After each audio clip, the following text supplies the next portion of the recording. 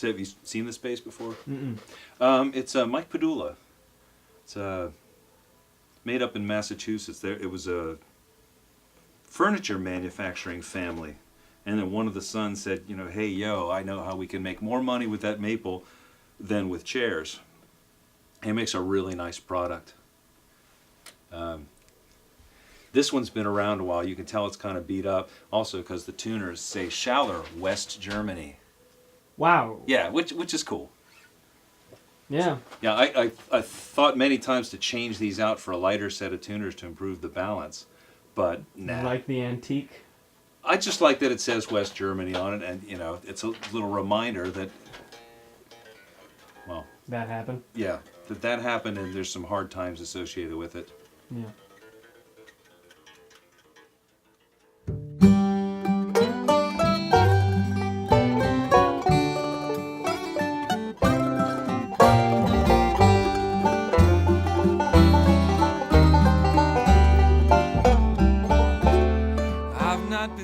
I was just a toddler. My dad played music every day after work.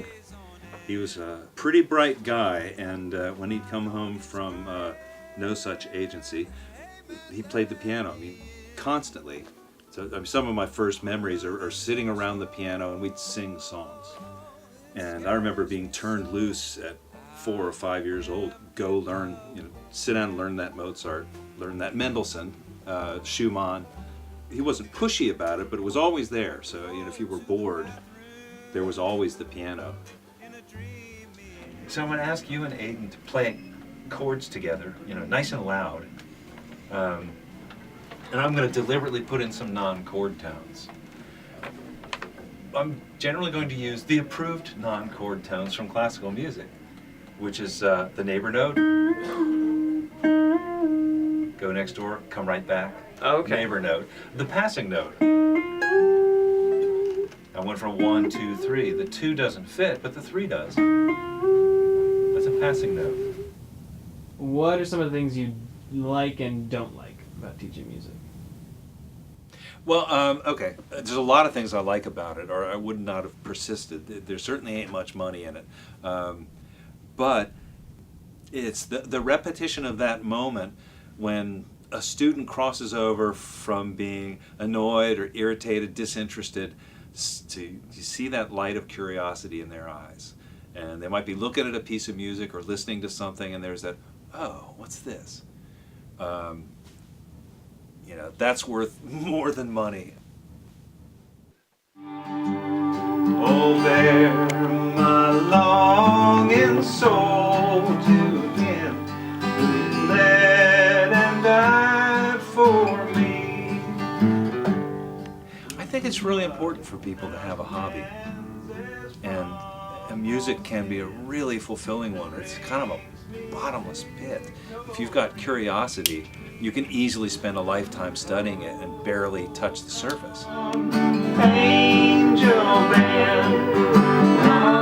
It goes back to your first question, what was my first exposure to music? My dad and his hobby, that's really still the top of the list.